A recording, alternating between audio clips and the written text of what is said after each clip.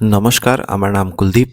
প্রত্যেকদিন সকালে আমরা দ্য হিন্দু নিউজ পেপার নিয়ে আসি, যেখানে আমরা এডিটোরিয়াল এবং যে ইম্পর্ট্যান্ট নিউজ আছে সেইগুলো আমরা ডিসকাস করি। তো এটা হচ্ছে আজকের নিউজ পেপার, যেখানে আমরা এডিটোরিয়াল থেকে আরম্ভ করব। তো প্রথম এডিটোরিয়াল হচ্ছে the messaging from putting the IWT. IWT মানে হচ্ছে ইন্দাস ওয়াটার ট্রিটি ইন এবিয়েন্স। এবিয়েন্স মানে হচ্ছে নো লিগ্যাল অব্লিগেশন। ঠিক আছে, যেহেতু আর্টিকেলটা আমরা ডিসকাস করব, এর অ্যাকচুয়াল মিনিং হচ্ছে, লিটারারি মিনিং হচ্ছে নো লিগ্যাল রেকগনিশন, মানে লিগালি কোনো জিনিস বাইন্ডিং নয়। তো এইটা হচ্ছে ইন্দাস ওয়াটার ট্রিটিকে নিয়ে এই আর্টিকেলটা, যেখানে কি আমরা দেখতে পাচ্ছি যে 1 2 3 4 5 পাঁচজন কিন্তু এই আর্টিকেলটা লিখেছে। ঠিক আছে, তো এই জিনিসটা আমরা একটু দেখে নেব যে কিভাবে আর্টিকেলটা রয়েছে। ঠিক আছে, on April 24th India announce that it would hold the Indus water treaty of 1960, মানে 1960 সালে এটা ইন্দাস ওয়াটার ট্রিটি করা হয়েছিল। এবং এপ্রিল 24-এ, ঠিক আছে, এবিএন্স আনটিল ক্রস বর্ডার টেররিজম বলতে চাইছে যে এপ্রিল 24-এ কিন্তু এই জিনিসটা অ্যানাউন্স করা হয়েছিল যে আমরা ইন্ডাস ওয়াটার ট্রিটি আইডব্লিউটি এটাকে এবিয়েন্স করব। ঠিক আছে, সাসপেনশনের দিকে নিয়ে আসবো।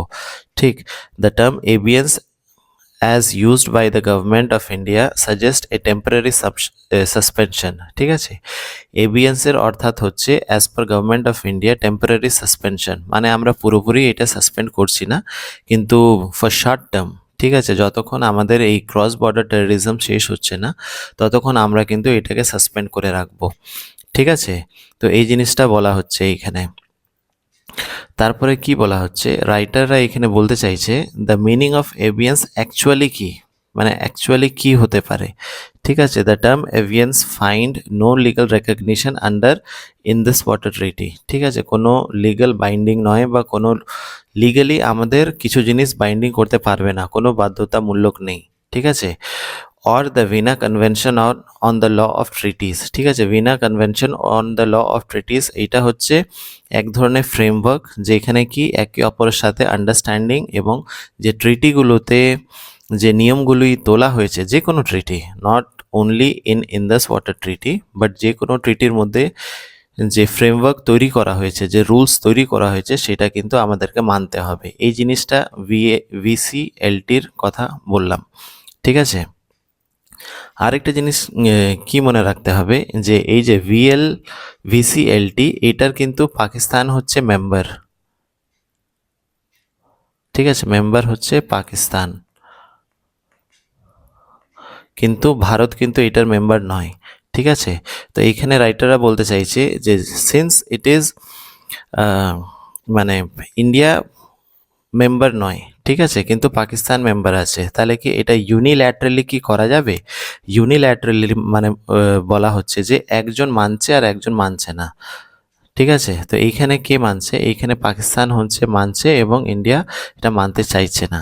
ঠিক আছে, আরেকটা জিনিস কি বলা হচ্ছে, যে critically in this water treaty article 12, ঠিক আছে, আর্টিকেল 12-এর পার্ট 3 এবং part 4 stipulates the modification or termination requires a mutually ratified treaty। ঠিক আছে, যখনই এই ইন্দাস ওয়াটার ট্রিটিটাকে ক্যান্সেল করতে হবে, সেটা কিন্তু অফিসিয়ালভাবে দুটোকেই এটা মিউচুয়ালভাবে এটা র্যাটিফাই করতে হবে যে আমরা এটা মেনে নিতে পারছি না। এমন হবে না যে একজন মানছে আর একজন মানতে চাইছে না।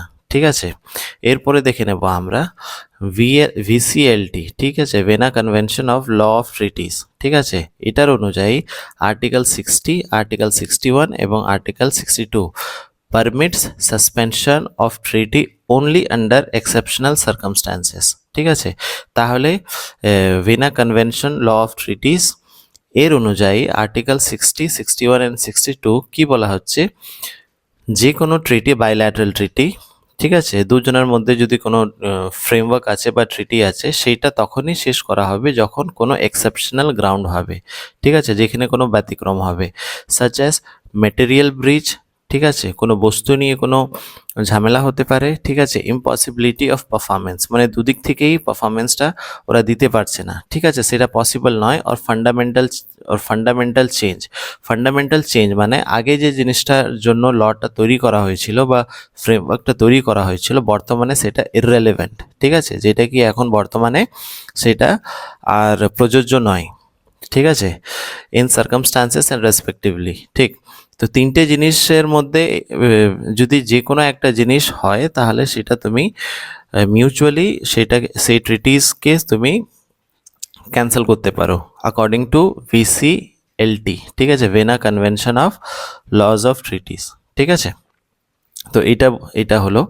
এবার আমরা দেখে নিই যদি, ঠিক আছে, যে এবিএনসটা আমরা যদি করি, ঠিক আছে, তাহলে ফর্মালি ইন্ডিয়া কি কি করতে চলেছে, ঠিক আছে, ইন প্র্যাকটিক্যাল টার্মস, ঠিক আছে, কি কি হতে চলেছে। By abeyance India can temporary refuse to carry out all joint mechanism necessary for treaties operation, ঠিক আছে। এই যে IWT ইন্ডাস ওয়াটার ট্রিটির যে কথাটা বলা হচ্ছে, আমরা সেই অনুযায়ী যে জয়েন্ট মেকানিজমের কথা বলা হয়েছিল, মানে যে কোনো কাজ করতে গেলে একে অপরের সাথে সহমতি নিয়ে করতে হবে, ঠিক আছে, সেই জয়েন্ট মেকানিজমটা কিন্তু আমরা বন্ধ করে দিতে পারি, ঠিক আছে। এবং সিন্স আমরা জানি যে ইন্দাস রিভার ফ্লো করছে ভারত থেকে, তাহলে মেজর যে করার জিনিসটা সেটা কিন্তু মেজর জাঙ্ক মানে যে চেঞ্জেস আমরা করতে পারি সেটা কিন্তু এফেক্ট করবে পাকিস্তানকে, ঠিক আছে। এর জন্য জয়েন্ট মেকানিজম আমরা বন্ধ করতে পারি এবং সেটার এফেক্ট কিন্তু ডিরেক্টলি পাকিস্তানের উপরে হবে। এটা হলো প্রথম জিনিস। এরপরে দেখে নেব, India can choose not to share details on water resources development projects, ঠিক আছে, অন ওয়েস্টার্ন রিভার্স, ঠিক আছে। তো কি বলতে চাইছে যে কোনো ডেভেলপমেন্ট প্রজেক্ট আমরা করব ইন ফিউচার, ঠিক আছে, বা বর্তমানে যে ওয়াটার ডেটাগুলো রয়েছে, ঠিক আছে, সেই ডেটাগুলো বা সেই প্রজেক্টের ডেটাগুলো আমরা কিন্তু আর শেয়ার করব না, ঠিক আছে, এবং that will directly effect Pakistan, ঠিক আছে। এবং hydrological data crucial for flooding forecasting planning for irrigation, ঠিক আছে। এবং এই জিনিসগুলো কিসে এফেক্ট করবে, সেটা এফেক্ট করবে ফ্লাড ফোরকাস্টিং, ঠিক আছে। তো যদি আমরা ডেটা শেয়ার করি যে এত জল আসছে বৃষ্টির সময়, ঠিক, বা এত জল সাডেন ফ্ল্যাশ ফ্লাড হয়েছে, তার জন্য এত জল আসতে চলেছে, এই ডেটাগুলো যদি আমরা শেয়ার না করি, ঠিক আছে, তাহলে ওদের ফ্লাড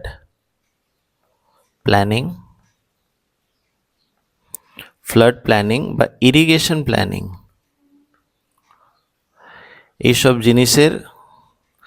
এইসব জিনিস কিন্তু ফোরকাস্ট করতে ওদের খুবই অসুবিধা হয়ে যাবে, ঠিক।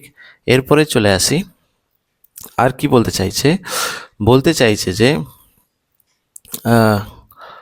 Hydro power drinking water that could jeopardise Pakistan water interest, internal water planning and water security temporarily if not permanently, ঠিক আছে। তো যেটা বললাম যে ওদের যে ওয়াটার যে প্ল্যানিংটা সেটা কিন্তু ডিসরাপ্ট হয়ে যাবে, ঠিক আছে, ঠিকভাবে ওরা ওয়াটার প্ল্যানিং করতে পারবে না, এটা হলো ব্যাপার। মোর ওভার এর উপরেও India could flush silt from the reservoir, ঠিক আছে। সিল্ট মানে হচ্ছে যে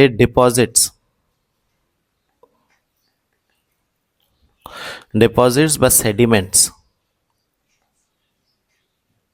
ঠিক আছে, যেটা কি একটা নদী ধুলো বালি যেটা নিয়ে আসে নিজের সাথে, ঠিক আছে, এক জায়গায় ডিপোজিট করে, ঠিক আছে।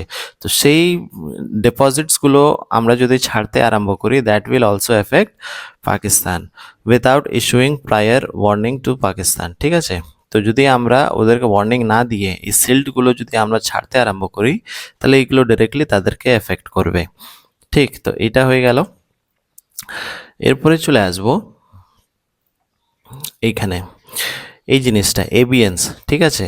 এবিএনস হ্যাজ টু লেভেল গেম, রাইটাররা বলতে চাইছে, ঠিক আছে। কি কি জিনিস, মানে দু ধরনের আমরা মানে দেখতে পারি জিনিসটা। প্রথম হচ্ছে first, India's Cabinet Committee on Security may have opted for ABNs as a cautious step to address public sentiment quickly after solace to grieving families, ঠিক আছে। যেহেতু পেহেলগাঁও অ্যাটাকটা হয়েছিল প্রথম মোটিভ আমাদের হতে পারে যে আমরা এই এভিয়েন্সটা করে আমরা কি করতে পারি, পাবলিক সেন্টিমেন্টে একটা কি বলে এটাকে, ফিলিং অফ কনসোল, ঠিক আছে, সোলেস অফ গ্রিভিং ফ্যামিলিজ, ঠিক আছে, যারা বর্তমানে যাদের মানে পরিবারে যারা হারিয়েছে তাদেরকে একটা রিলিফ দিতে পারি যে আমরা একটা রিটালিয়েশন করেছি, ঠিক আছে, যে আমরা তাদের জলটা বন্ধ করে দিয়েছি, ঠিক, তাদের জলটা বন্ধ করে দিয়েছি, বা নর্মালি যেটা ওরা জল পাচ্ছিল সেটারকে আমরা ঠিকভাবে দিচ্ছি না, বা আমাদের দয়াই ওরা জল পাচ্ছে, এরকম ব্যাপারটা আমরা করতে পারি, ঠিক আছে। সেকেন্ড জিনিস হচ্ছে abeyance may also reflect the calculated move to relieve itself from continuous legal obligation it had witnessed, ঠিক আছে। এর আগে কি হয়েছিল যে যদি আমরা ইন্দাসে রিভার ইন্দাস বা সিন্ধু নদী যেটা বলি আমরা, রিভার ইন্দাসে যদি আমরা কিছু কনস্ট্রাক্ট করতে যাচ্ছিলাম তখন আমাদেরকে কিন্তু IWT ইন্দাস ওয়াটার ট্রিটি অনুযায়ী পাকিস্তানকেও জানাতে হতো এবং তাদেরও মানে একটা সহমতি লাগতো, ঠিক আছে, তাদেরও একটা পারমিশন লাগতো যে আমরা এই জিনিসটা করতে চাইছি, তোমাদের কোনো ক্ষতি হবে কি হবে না, বা তোমাদের কি স্ট্যান্ড আছে যদি আমরা কোনো এখানে কনস্ট্রাক্ট করি, ঠিক আছে। তো প্রথম জিনিস হচ্ছে যে এইখানে আমরা একটা জবাব দেওয়ার মতন আমাদের কাছে জিনিস আছে, সেটা হচ্ছে IWT, যে সেটা আমরা মানব না, ঠিক আছে, এবং সেটার অনুযায়ী that will directly effect the water use in Pakistan, ঠিক আছে। আর দ্বিতীয় জিনিস হচ্ছে যে আমরা এই ইন্দাস ওয়াটার ট্রিটিটা না মেনে, ঠিক আছে, নিজের কনস্ট্রাকশনগুলো করতে পারি, যেটাকে আগে আমরা পারছিলাম না, ঠিক। তো আগে যে লিগ্যাল অব্লিগেশনটা ছিল সেটা কিন্তু এখন নেই, এবং এখন মানে ভারতের ইন্টারেস্টে যে ইম্পর্টেন্ট কনস্ট্রাকশনগুলো আছে, যেমন কি ড্যাম তৈরি করা জায়গায় জায়গায়, ঠিক আছে, এবং জলটাকে বেশি ব্যবহার করা ইন্ডিয়াতে, ঠিক আছে, কম্পেয়ার টু পাকিস্তান, তো এই জিনিসগুলো কিন্তু আমরা এখন করতে পারি, ঠিক আছে।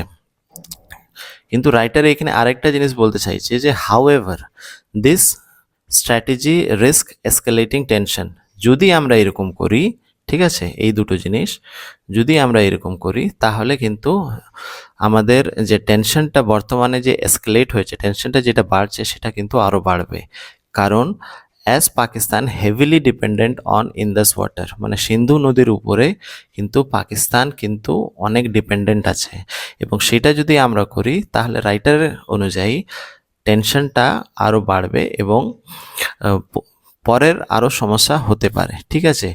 আর কি বলতে চাইছে রাইটার, যে এইরকম যদি করি তাহলে সেটা কিন্তু একটা অ্যাক্ট অফ ওয়ার হয়ে যাবে, হতে পারে যে in future there will be a war, ঠিক আছে, এটা কিন্তু অ্যাক্ট অফ ওয়ার হয়ে যেতে পারে, ঠিক আছে।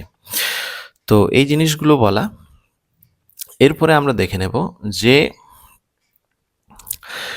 It is widely acknowledged that Pakistan as failing state, ঠিক আছে, আমরা প্রথম থেকেই জানি এবং সবাই জানে, ঠিক আছে, সবাই জানে যে Pakistan is a felling state. What is felling state? Felling state মানে হচ্ছে কোনো কাজের নয়, ঠিক আছে, যেহেতু ওদের নিজস্ব কোনো ব্যাকবোন নেই, ঠিক আছে, প্রত্যেকটা জিনিসের উপরে কিছু না কিছু তাদের সমস্যা, ঠিক। তো by invoking abeyance India may buy time to pursue domestic goals, ঠিক আছে, যেটাকে আগে বললাম যে আমরা এই ইন্দাস ওয়াটার ট্রিটিটা সাসপেন্ড করে আমরা কি করতে পারি, আমার যে ডোমেস্টিক গোল আছে, মানে যে মানে ভারতের মধ্যে নানা রকমভাবে যে ইন্দাস ওয়াটারকে নিয়ে নানা রকম জিনিস আগে আমরা করতে চাইতাম, সেটা আমরা পারতাম না, কিন্তু বর্তমানে সেটাকে আমরা ডোমেস্টিক্যালি ইউজ করতে পারি এবং নিজের মতন করে ইন্দাস ওয়াটারটাকে আমরা শেপ করতে পারি, ঠিক আছে, মানে নিজের মতন করে আমরা ইউজ করতে পারি। ম্যানি অফ দিস প্রজেক্টস, মানে নানা রকমের ইনফ্রাস্ট্রাকচার এবং প্রজেক্ট ইন্দাস ওয়াটারে আমরা বর্তমানে তৈরি করতে পারি, যার মধ্যে কিছুটা হচ্ছে যেটাকে আমরা আগে থেকেই ভেবে রেখেছিলাম, সেটা হচ্ছে কিষানগঙ্গা, ঠিক আছে, বাগলিঘর, র্যাটেল হাইডার পাওয়ার প্রজেক্ট, ঠিক আছে। তো এই জিনিসগুলো আমরা পাওয়ার প্রজেক্টগুলো আমরা তৈরি করব আগে থেকে ভেবে রেখেছিলাম, কিন্তু যেহেতু লিগ্যাল বাইন্ডিং ছিল উইথ পাকিস্তান, এই জিনিসগুলো আমরা কিন্তু করতে পারছিলাম না, তাহলে আমাদেরকে এখন নিজের ভালোর জন্য জিনিসগুলো করতে হবে, এবং ইনফ্রাস্ট্রাকচার যেটা আমরা আগে তৈরি করতে পারছিলাম না সেই জিনিসগুলো কিন্তু আমরা এখন তৈরি করতে পারবো। ঠিক আছে। For India invoking the IWT in abeyance serves dual purpose, মানে দুদিকে সেটা কাজ করবে। কীরকমভাবে? ডোমেস্টিক্যালি, যেটা এখন বললাম, ইট ডেমনস্ট্রেট এ ফার্ম স্টান্স আগেনস্ট টেররিজম, ঠিক আছে, aligning with public sentiment and reinforcing national security. তাহলে প্রথম জিনিস হচ্ছে যে আমরা আগেনস্ট টেররিজম দাঁড়িয়েছি, ঠিক আছে, এবং কিভাবে সেটাকে কাউন্টার করতে হবে আগেনস্ট পাকিস্তান, সেটাও কিন্তু আমরা আইডব্লিউটি থেকে করতে পারি, ঠিক আছে। এবং internationally it signals that India's frustration with Pakistan alleged support for terrorism. এবং দ্বিতীয় জিনিস হচ্ছে যে আমরা এই জিনিসটা নিয়ে ফ্রাস্ট্রেট হয়ে গেছি, এই যে ক্রস বর্ডার যে টেররিজমটা রয়েছে, ঠিক আছে, এবং পাকিস্তান যেটা ফান্ড করছে, ঠিক আছে, এটা নিয়ে কিন্তু আমরা ফ্রাস্ট্রেট হয়ে গেছি। এই জিনিসটা কিন্তু ইন্টারন্যাশনালি মেসেজটা যাবে, ঠিক। তো দুটো জিনিস হচ্ছে, একটা ডোমেস্টিক্যালি আমরা কাজ করতে পারি, ঠিক আছে, এবং টেররিজমটাকে কাউন্টার করতে পারে ইন্টারনালি, এবং এক্সটার্নালি যেটা যাচ্ছে, যেটাকে ইন্টারন্যাশনালি, সেটা হচ্ছে যে মেসেজটা যাচ্ছে যে ইন্ডিয়া কিন্তু ফ্রাস্ট্রেট হয়ে গেছে পাকিস্তান যে সাপোর্ট ফর টেররিজম এটা নিয়ে, ঠিক আছে। এবার আমরা তো এখানে দেখে নিলাম যে আমাদের কি করতে হবে না করতে হবে, ঠিক আছে, কিভাবে ইন্দাস ওয়াটার ট্রিটি যে ওয়াটারটা আছে সেটা ইউজ করতে হবে, এই জিনিসগুলো আমরা দেখলাম, এবং কি কি ডিসিশন নিতে হবে সেটাও দেখলাম। কিন্তু এইখানে রাইটার বলতে চাইছে যদি আমরা এইরকম করি তাহলে কি কি র্যামিনিফিকেশন হবে, মানে কি কি কনসিকুয়েন্সেস হবে, কি কি কনসিকুয়েন্সেস হবে, ঠিক আছে। তাহলে এক এক করে আমরা দেখে নেব। প্রথম জিনিস বলছি, on the global stage unilaterally violating Indus water treaty could lead to India facing the permanent court of arbitration. মানে এমনি হতেই পারে যে পার্মানেন্ট কোর্ট অফ আরবিট্রেশনের আমাদেরকে পাকিস্তান নিয়ে যেতে পারে, বা ইন্টারন্যাশনাল কোর্ট অফ জাস্টিসে নিয়ে যেতে পারে, damaging it's credibility as a responsible international actor. আমরা কিন্তু ইন্টারন্যাশনালি কিন্তু খুবই ক্রেডিবল এবং রেসপন্সিবল, ঠিক আছে। এই জিনিসটা করে কিন্তু আমরা নিজের ক্রেডিবিলিটিটা একটু হারাবো, ঠিক। কিন্তু আমার মনে হয় যে যেহেতু ক্ষতিটা তো আমাদেরই হচ্ছে, ঠিক আছে, তো এই জিনিসগুলো কিন্তু করা উচিত। এবার সবসময় ওই ছেড়ে দেওয়া পোলাইট নেচারভাবে হওয়া সেটা কিন্তু ঠিক নয়। এরপরে চলে আসি যে the rush too fast track water infrastructure project, যেটার ব্যাপারে আমরা বলছিলাম যে যেহেতু আমরা টেম্পোরারি সাসপেন্ড করেছি এই আইডব্লিউটিটাকে, আমরা কিন্তু ফাস্ট ট্র্যাক ইনফ্রাস্ট্রাকচারে হয়তো এগোতে পারি, ঠিক আছে। ফাস্ট ট্র্যাক ওয়াটার ইনফ্রাস্ট্রাকচার মানে খুব তাড়াতাড়ি জিনিসগুলো তৈরি করা, ঠিক আছে। যদি আমরা এরকম করি, এর করার ফলে কি হতে পারে, India's water rights risk bypassing essential public and environment scrutiny, ঠিক আছে। পাবলিক এবং এনভায়রনমেন্টাল স্ক্রুটিনি কিন্তু একটা বিশেষ কারণ হতে পারে, ঠিক আছে। কীরকম? ধরে নাও একটা জায়গায় আমরা ড্যাম তৈরি করলাম, ঠিক আছে, হাইড্রো পাওয়ারের জন্য। এবার যদি আমরা এটা খুব তাড়াতাড়ি করতে চাই, ঠিক আছে, তাড়াহুড়োতে কিছু সমস্যা অ্যারাইজ করবে যেটা কি পাবলিককে এবং এনভায়রনমেন্টকে ক্ষতি করবে, ঠিক আছে। যদি কোনো একটা জিনিস করতে হয় তাহলে তোমাকে ওইটাকে ওয়েল অ্যাসেস করে করতে হবে, টাইম নিয়ে করতে হবে, তাহলেই কিন্তু জিনিসটা ভালোভাবে তৈরি হবে। এবার আমরা যদি তাড়াহুড়োতে কিছু জিনিস করে দিই সেটা কিন্তু পাবলিককে এফেক্ট করবে এবং এনভায়রনমেন্টকেও এফেক্ট করবে, ঠিক আছে। এরপরে চলে আসি weaponizing water resources as a strategic tool may provide a short-term leverage could inadvertently harm India, undermining the fundamental principle of Democratic and governance, ঠিক আছে। যদি আমরা ওয়াটারকে অ্যাজ আ ওয়েপন ইউজ করি, ঠিক আছে, এখানে তো এটাই বলা হচ্ছে যে সাপোজ আমরা ওয়াটারকে একভাবে স্টোর করে রাখলাম এইখানে এবং সাডেনলি সেটাকে ছেড়ে দিলাম, তো দেখে মানে তাহলে দেখা যাবে যে ওয়াটার কিন্তু রাস্তায় যে জিনিসগুলো আসবে, হেভি ওয়াটার যদি ছাড়া যায় তাহলে কিন্তু সেটা রাস্তায় যে জিনিসগুলো আসবে সবাইকে কিন্তু মুছে দেবে, ঠিক আছে, সে ঘর হোক, বাড়ি হোক, যাই কিছু হোক। তো এইখানে আমরা যদি ওয়াটারকে অ্যাজ আ ওয়েপন ইউজ করি তাহলে কিন্তু আমাদের যে ফান্ডামেন্টাল প্রিন্সিপাল আছে বা ডেমোক্রেটিক গভর্নেন্স আছে সেটার মধ্যে কিন্তু ক্ষতি হবে, ঠিক আছে। এবং যে কনস্টিটিউশন আমরা ব্যবহার করছি এতদিন ধরে, ঠিক আছে, তারও ইন্টিগ্রিটিতে কিন্তু প্রশ্ন উঠবে।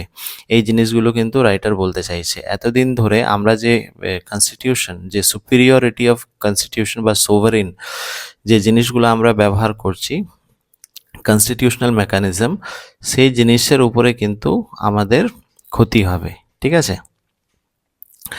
এরপরে চলে আসি, at the same time public sentiment demands a strong stance against Pakistan. কিন্তু এইসব দেখার পরেও বর্তমানে যা পরিস্থিতি, পাবলিক কিন্তু ডিমান্ড করছে স্ট্রং অ্যাকশন আগেনস্ট পাকিস্তান, ঠিক আছে। With some public intellectual advocating escalating military action akin to surgical strike of 2016 and 19। তো বলছে যেইভাবে আমরা 2016 এবং 2019-এ সার্জিক্যাল স্ট্রাইক করেছিলাম সেইভাবেও কিন্তু এখন করা হোক, ঠিক।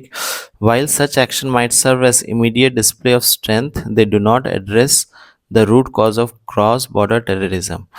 এই জিনিসটা যদি আমরা করি, সার্জিক্যাল স্ট্রাইক যদি আমরা করি, রাইটার বলতে চাইছে এটা হয়তো শর্ট টার্মের জন্য খুবই ভালো, ঠিক আছে, শর্ট টার্মের জন্য খুবই ভালো এবং দেখতে গেলে খুবই মানে যে শর্ট টার্ম যে আমাদের পারপাস সেটাকে কিন্তু সার্ভ করবে, কিন্তু ফর লং টার্ম যেটা কি ক্রস বর্ডার টেররিজম সেটাকে কিন্তু আমরা শেষ করতে পারছি না, সেটা কিন্তু থেকেই যাচ্ছে, ঠিক আছে।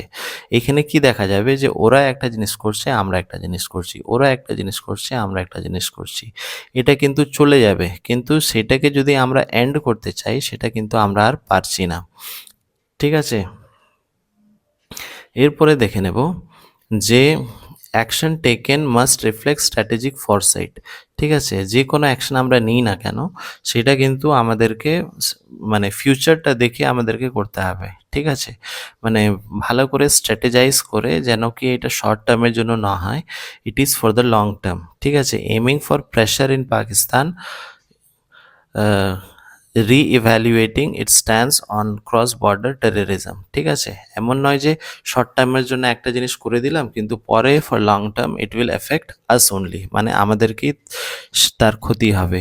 আমাদেরকে রি-ইভ্যালুয়েট করতে হবে এবং পাকিস্তানের উপরে একটা প্রেশার তৈরি করতে হবে যেন সে ক্রস বর্ডার যে টেররিজমটা চালাচ্ছে সেটা সে কিন্তু আর করবে না, ঠিক আছে।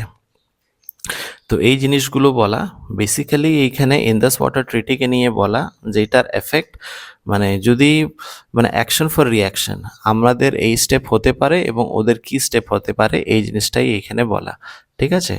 তো এটা আমরা ডিসকাস করেছি।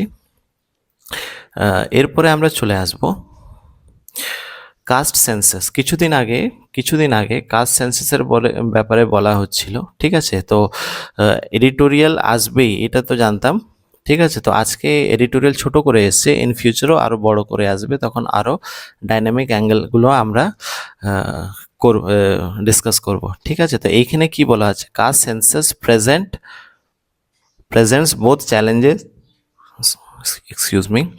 চ্যালেঞ্জেস এবং অপরচুনিটি, ঠিক আছে। তো প্রথম কাস্ট সেন্সাস হয়েছিল 1931 সালে, ঠিক আছে। এবং কটা কাস্ট ছিল সেই সময় আমরা রেকর্ড করেছিলাম, but question remains on the extent of the impact that the data would have India's affirmative action program, ঠিক আছে। সেই ডেটাগুলো কতটা রেলেভেন্ট হতে পারে বর্তমানে সেটা দেখার বিষয়, ঠিক আছে।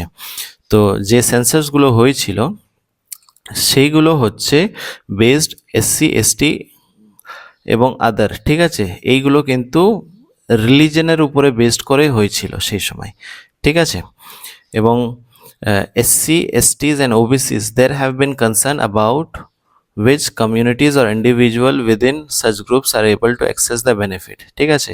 এবং SC এবং STs বা OBC, ঠিক আছে, কতটা বেনিফিট নিতে পেরেছে সেটাও কিন্তু একটা দেখার বিষয়, ঠিক আছে।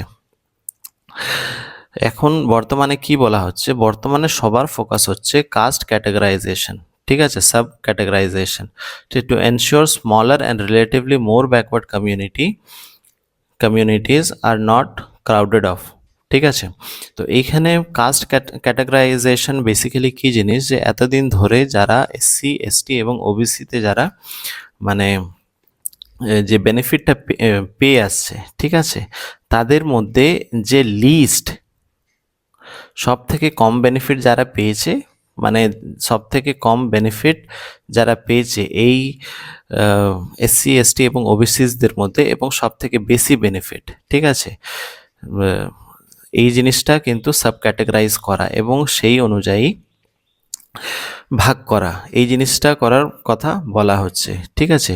এবং সুপ্রিম কোর্টেরও নির্দেশ হচ্ছে যে সাব ক্যাটাগরাইজেশন করা হোক উইদিন এসসি এবং এসটিস, ঠিক আছে। যেহেতু ওবিসিতে ক্রিমিলিয়ার আছে, কিন্তু এসসি এবং এসটিতে সেই জিনিসটা নেই, এর জন্য এই জিনিসটা এসসি এবং এসটিতে করতে হবে। এবং এটা স্বাভাবিক যে যখন আমরা এই জিনিসটা করব কিছু প্রোটেস্ট হবেই, ঠিক আছে, কিছু প্রোটেস্ট হবেই, কারণ যেই ক্যাটাগরি মানে যেই মানুষগুলো এটা দিয়ে বেশি বেনিফিট পেয়েছে অলরেডি, মানে অবভিয়াসলি তারা কিন্তু এটার উপরে প্রোটেস্ট করবেই, ঠিক আছে। যেটা রাইটারও এখানে বলতে চাইছে, স্লাইসিং বা relabelling of socio group could be an infinite process, leaving some group and other always dissatisfied, ঠিক আছে। কিছু কিছু মানুষকে আমরা কোনো সময় সন্তুষ্ট করতে পারবো না, এর জন্য কিছু কিছু প্রোটেস্ট হতেই পারে, কিন্তু এই জিনিসটা আমাদের করতেই হবে, ঠিক আছে।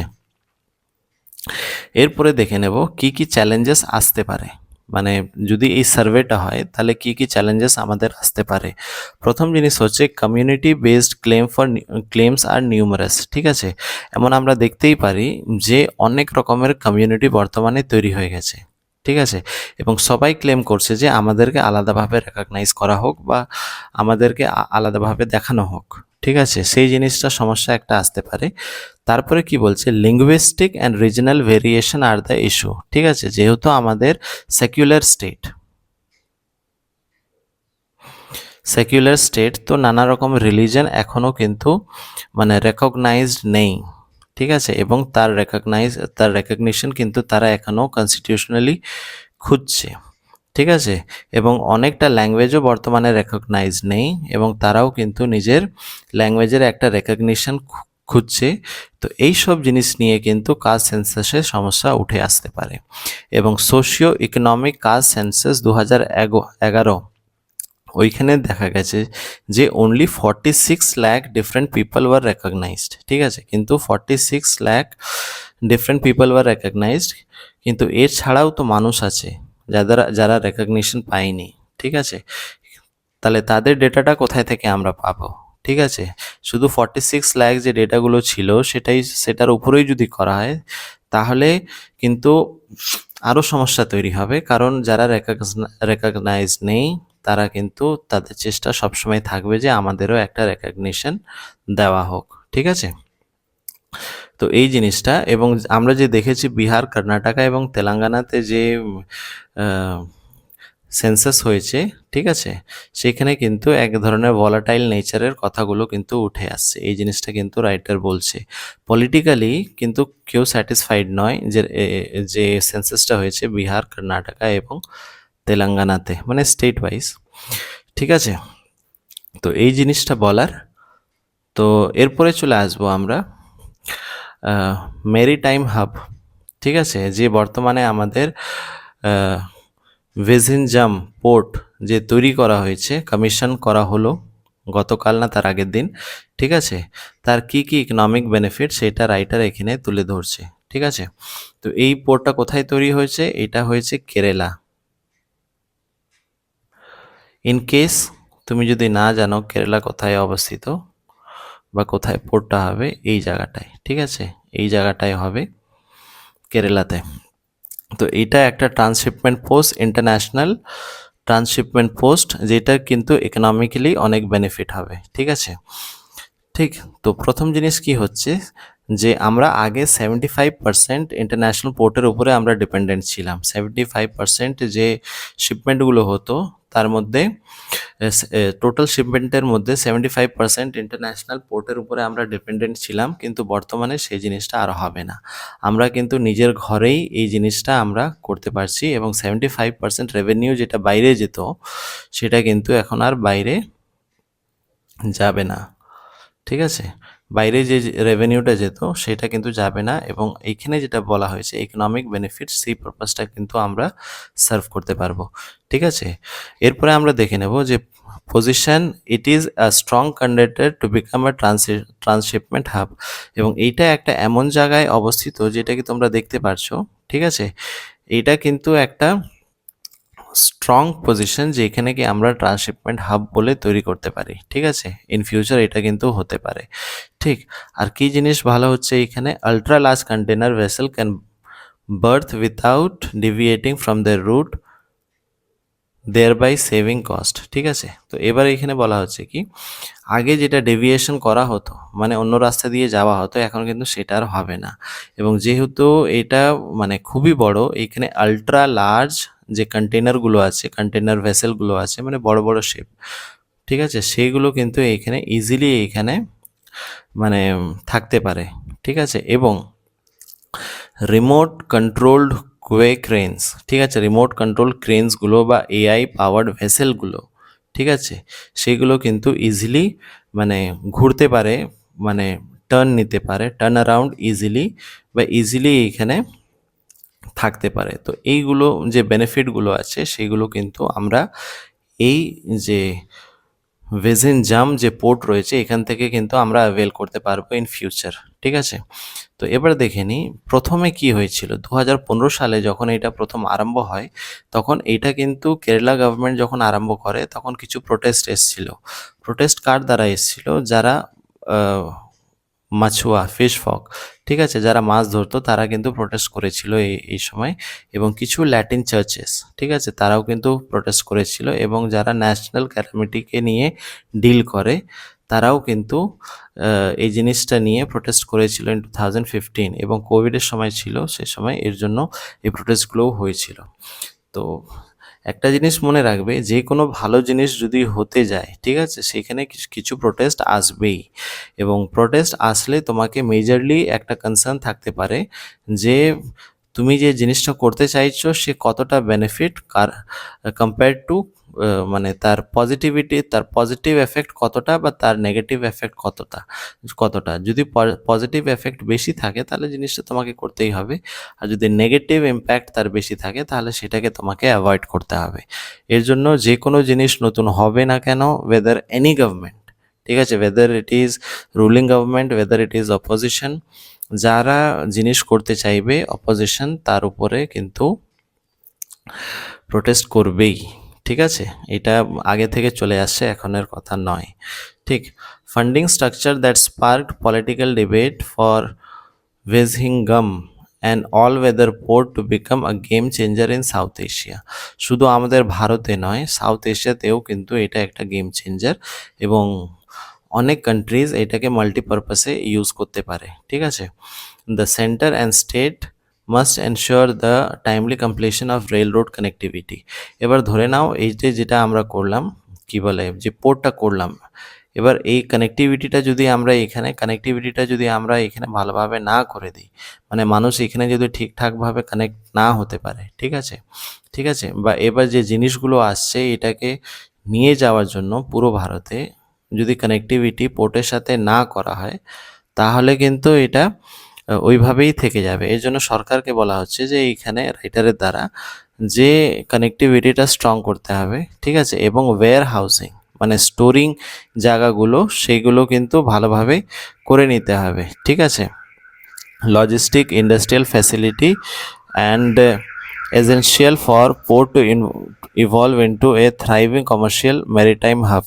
ঠিক আছে, তো ওয়্যার হাউসিং জিনিসটা করে নিতে হবে, স্টোরিং ফ্যাসিলিটি করে নিতে হবে, লজিস্টিক সাপোর্ট সেটাও দিতে হবে, এবং ইন্ডাস্ট্রিয়াল আশেপাশে ইন্ডাস্ট্রিজ তৈরি করতে হবে যেন যে জিনিসগুলো আসছে ইজিলি সেটা আমরাকে এক্সপোর্ট করতে পারি বা ইন্ডাস্ট্রিজ তৈরি করে বিদেশে এক্সপোর্ট করতে পারি, এই জিনিসগুলো কিন্তু তৈরি করতে হবে, ঠিক আছে, ইন ফিউচার। তো এটা হলো বেসিক্যালি দ্য আর্টিকেল, কিভাবে আমরা as a super giant of transshipment তৈরি হতে চলেছি। ঠিক, তো আজকের নেক্সট এডিটোরিয়াল কাছে চলে যাব। কি বলা হচ্ছে, কোনো কোনো সময় থাকে যে একটাও এডিটোরিয়াল ডিসকাস করার মতো নয়, কিন্তু আবার কোনো কোনো দিন থাকে যে সবই এডিটোরিয়াল ইম্পর্ট্যান্ট এবং সবকটাই ডিসকাস করতে হবে। তার মধ্যে আজকে একটা দিন যেখানে 4টে এডিটোরিয়াল এসছে, 4টেই কিন্তু খুবই ইম্পর্ট্যান্ট। কি বলতে চাইছে, রিড্রয়িং not so pretty energy footprints for AI. ঠিক আছে, এআই যে জিনিসটা আমরা ব্যবহার করছি এনার্জির সাথে কিভাবে এটা রিলেটেড সেটা কিন্তু এইখানে রাইটার তুলে ধরেছে। তো এখানে আমরা দেখে নেব কি বলতে চাইছে। Generative artificial intelligence undoubtedly is access to art and reduce the time and effort required to complete the certain task. AI based certain জিনিস আছে যেটা কি ইজিলি আমরা আর্ট ফর্ম তৈরি করতে পারি এবং ঠিক আছে সেটা আমাদের যে হিউম্যান এফর্ট আছে সেটা রিডিউস করবে এবং ইজিলি টাস্কটা হবে। তার মধ্যে একটা বেস্ট এক্সাম্পল হচ্ছে এবং প্রেজেন্ট এক্সাম্পল হচ্ছে studio Ghibli inspired by portraits in seconds. এমন যারা ইনস্টাগ্রাম ইউজ করে তারা এমন কেউ নয়, ঠিক আছে, হার্ডলি দেয়ার আর পিপল যারা কি এই গিবলি আর্টটা এখনও ইউজ করেনি। ঠিক আছে, যখন এই ট্রেন্ডটা এসছিল তখন কিন্তু সব জায়গায় weather it is WhatsApp, weather it is Facebook, weather it is Instagram, সব জায়গায় কিন্তু আমরা এই গিবলি আর্ট ফর্মটা আমরা দেখেছি। ঠিক আছে, সেটা নিয়ে এই আর্টিকেল যে আমরা এই জিনিসটা তৈরি করছি, ঠিক আছে, তার পিছনে কিন্তু কতটা এনার্জি ইউজ হচ্ছে সেটা কিন্তু রাইটার এখানে তুলে ধরছে। তো প্রথম জিনিস হচ্ছে এআই ইজ নট ফ্রি, মানে এআই যে আমরা ইউজ করছি মোবাইলে বা ল্যাপটপে এটা কিন্তু ফ্রিতে আমরা সেটা অ্যাক্সেস করছি না। কি কি জিনিস এখানে দিতে হচ্ছে কি somewhere in the world there is a data centre chugging electricity, মানে যে ডেটাগুলো আমরা আপলোড করছি, ঠিক আছে, এবং ডেটা যে গিবলি যে কোম্পানি চালাচ্ছে সে কোনো জায়গায় তো ডেটা স্টোর করবে, এমন তো নয় যে মানে ডেটা আমরা আপলোড করছি ওইভাবেই থেকে যাচ্ছে, না, ডেটা এক জায়গা স্টোর হয় এবং যে স্টোরিং যে জায়গাটা স্টোর হচ্ছে সেখানে কিন্তু ইলেকট্রিসিটি ইউজ হচ্ছে এবং কতটা ইলেকট্রিসিটি ইউজ হচ্ছে সেটা কিন্তু জানার বিষয় এইখানে রাইটার বলতে চাইছে। It's super fun seeing people love messages in love images in ChatGPT, but out of GPU are melting, tweeted Sam Altman, CEO open AI. মানে ওপেন এআই যিনি সিও আছেন উনি বলছেন যে চ্যাট জিপিটিতে আমরা যে ইমেজ জেনারেট করছি সেটা কিন্তু খুব সোজা এবং খুবই ভালো লাগছে, কিন্তু এই জিনিসটা যে কত যে এনার্জি টানছে, ঠিক আছে, সেই জিনিসটা কিন্তু জানার বিষয়। ঠিক, তারপরে আর কি বলতে চাইছে যে প্রজেকশন ইন্ডিকেটস, মানে প্রজেক্ট করা হচ্ছে যে data centre could account for 10% of world's total electricity used by 2030। 2030 মধ্যে দেখা যাবে যে 10% of total electricity used by world, ঠিক আছে, it is consumed by data centres. ঠিক আছে, ডেটা সেন্টার্স কাকে বলা হয়, যেইখানে ডেটা যে আমরা সোশ্যাল প্ল্যাটফর্মে সোশ্যাল মিডিয়া প্ল্যাটফর্মে যে ছবিগুলো আপলোড করছি এটা কিন্তু ডেটা সেন্টারে গিয়ে স্টোর হচ্ছে। ঠিক আছে, এর জন্যই আমরা যে ডেটাগুলো আপলোড করছি সেটা 1 বছর পর 2 বছর পর 10 বছর পর আমরা দেখতে পাচ্ছি ওই ছবিগুলো। ঠিক আছে, তো ওই ডেটা সেন্টার্সগুলোতে 2030 সালের মধ্যে 10% ওয়ার্ল্ডস ইলেকট্রিসিটি কিন্তু ওরা কনজিউম করবে। ঠিক আছে, মানে 10% টোটাল ইলেকট্রিসিটি যেটা কি সারা বিশ্বতে ব্যবহার হচ্ছে তার 10% কিন্তু এই ডেটা সেন্টারগুলো কনজিউম করবে, মানে ব্যবহার করবে। ঠিক আছে, এবং যে training an AI model, whether it is conversation tools such as ChatGPT or any other image generator tool, ঠিক আছে, as mid journey can generate some amount of CO2 as 5 cars, ঠিক আছে, তারা কিন্তু কার্বন ডাই অক্সাইডও জেনারেট করছে, ঠিক আছে, carbon die অক্সাইডও release করছে, কত, 5টা কার যতটা কার্বন ডাই অক্সাইড রিলিজ করে সেইটুকু, ঠিক আছে। তো শুধু এনার্জি কনজিউম হচ্ছে না, তার সাথে আমাদের কার্বন ডাই অক্সাইডও রিলিজ হচ্ছে, ঠিক আছে, কম পরিমাণে। তো রাইটার এই জিনিসগুলো বলতে চাইছে যে আমরা ভেরি ইজিলি আমরা ইমেজ জেনারেট করছি এবং সোশ্যাল মিডিয়াতে পোস্ট করছি, কিন্তু তার পিছনে কতটা ইলেকট্রিসিটি আমাদেরকে দিতে হচ্ছে, ক্ষয় করতে হচ্ছে, সেটাও কিন্তু আমাদেরকে জেনে নিতে হবে। তারপরে কি বলছে, AI companies need to transparent about their energy consumption, ঠিক আছে, এআই কোম্পানিজ যারা রয়েছে, যেটা একটা এক্সাম্পল এখানে রাইটার বলে দিল গিবলি, ঠিক আছে, তারা কতটা এনার্জি কনজিউম করছে, ঠিক আছে, কতটা ইলেকট্রিসিটি তারা কনজিউম করছে, সেটাও কিন্তু তাদেরকে জানাতে হবে, ঠিক আছে, যে কিভাবে কতটা এনার্জি লাগছে তাদেরকে এই টুলগুলো তৈরি করতে, বা যারা পাবলিক ইউজ করছে এতে কত এনার্জি কনজিউম হচ্ছে, ঠিক আছে। আর কি ডিসক্লোজ করতে হবে, তার এনভায়রনমেন্ট ইম্প্যাক্ট, ঠিক আছে, তার প্রাকৃতিকের উপরে কতটা তার ক্ষয়ক্ষতি হবে কি হবে না সেই জিনিসটাও কিন্তু তোমাকে ডিসক্লোজ করতে হবে। প্রথম জিনিস কি, how much energy is being consumed, যেটা বললাম কতটা এনার্জি তুমি কনজিউম করছো সেটা তোমাকে ডিসক্লোজ করতে হবে। কাদের ব্যাপারে বলা হচ্ছে, AI companies. Second, where is it coming from, ঠিক আছে, কোথায় থেকে তুমি এতটা এনার্জি নিয়ে আসছো। এনার্জি বলতে এইখানে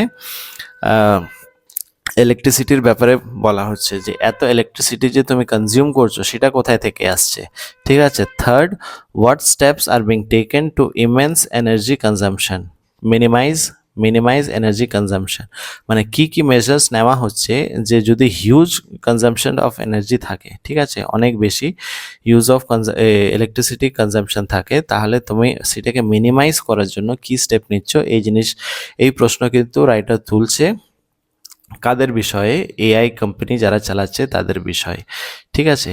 এইখানে আরেকটা জিনিস বলা হচ্ছে যে অ্যাডভান্টেজ অফ ইউজিং এসএমআর, ঠিক আছে, এসএমআর কাকে বলা হচ্ছে, এসএমআর হচ্ছে স্মল মডিউলার রিঅ্যাক্টর, ঠিক আছে, স্মল মডিউলার রিঅ্যাক্টর, যেখানে কি আমরা নিউক্লিয়ার এনার্জি ব্যবহার করি এনার্জি জেনারেট করার জন্য, ঠিক আছে। তো এর বিষয়ে বলা হচ্ছে, কি বলা হচ্ছে, যে যদি আমরা থ্রু নিউক্লিয়ার ইলেকট্রিসিটি জেনারেট করি বা এনার্জি জেনারেট করি তাহলে কি হতে পারে সেই জিনিসটা রাইটার এখানে বলতে চাইছে। প্রথম জিনিস হচ্ছে যে SMR present A transformative opportunity for global energy landscape, ঠিক আছে। প্রথম জিনিস হতে পারে যে বর্তমানে গ্লোবালি, ঠিক আছে, সারা বিশ্বতে যেভাবে এনার্জি জেনারেট করা হচ্ছে সেটা কিন্তু চেঞ্জ হয়ে যেতে পারে কিসের মাধ্যমে, এসএমআর এর মাধ্যমে, ঠিক আছে। এসএমআর এর ফুল ফর্ম কি, এসএমআর এর ফুল ফর্ম হচ্ছে স্মল মডিউলার রিঅ্যাক্টর, ঠিক আছে। স্মল মডিউলার রিঅ্যাক্টর একটা ট্রান্সফর্ম করতে পারে বর্তমানে যেভাবে ওয়ার্ল্ড এনার্জি ইউজ করছে, ঠিক আছে।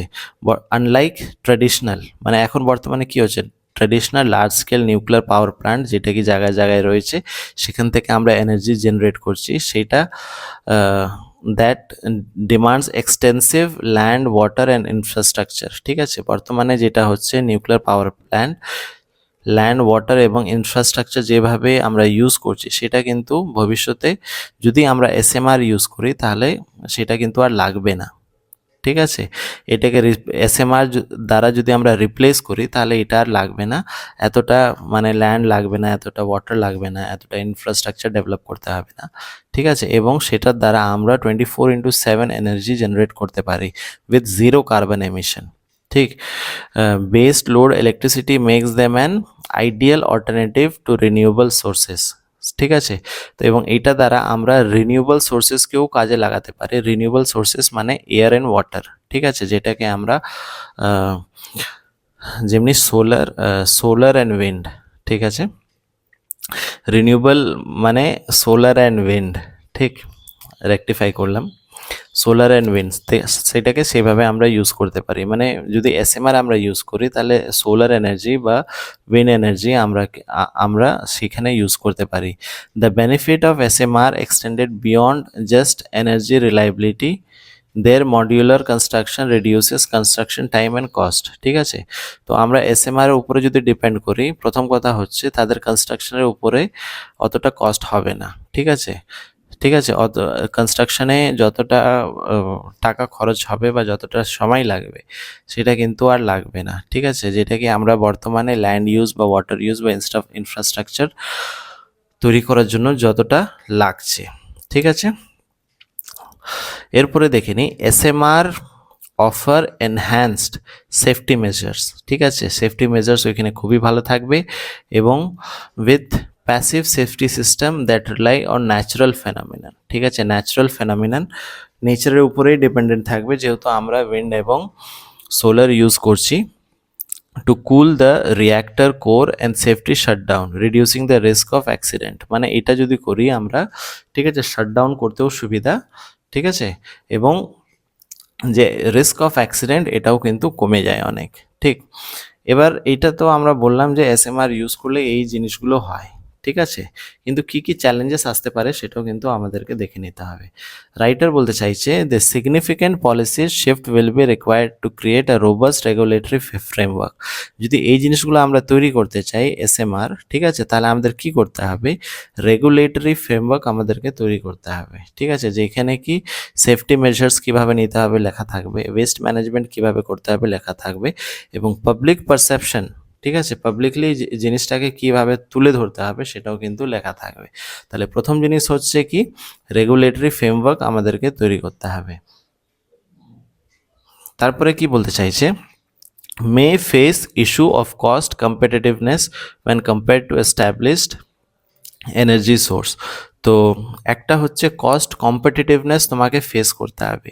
কীরকম, ধরে নাও এখন 10 টাকা খরচা হয়েছে ফর এক্সাম্পল, বর্তমানে যে জিনিসগুলো হচ্ছে সেটাকে তৈরি করার জন্য, তখন যদি সেটা 12 টাকা খরচা করা হয় তাহলে কিন্তু মানুষ বলবে যে না, 10 টাকা খরচা করাটাই তো ঠিক ছিল, কম পয়সায় তো হয়ে যাচ্ছে, তখন আমরা 12 টাকা খরচা করতে যাব কেন।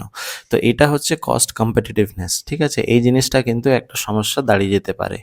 তারপরে কি বলছে, SMR deployment with existing renewable energy initiative will require careful planning maximisation synergies. ঠিক আছে, তো কি জিনিস দেখতে হবে যে এসএমআর যে ডেপ্লয় করা হবে, ঠিক আছে, উইথ রিনিউয়েবল এনার্জি, তো এইখানে কেয়ারফুল প্ল্যানিং কিন্তু দরকার। এমন নয় যে ঝটপট করে যা কিছু পেলাম করে দিলাম, সেরকম কিন্তু নয়।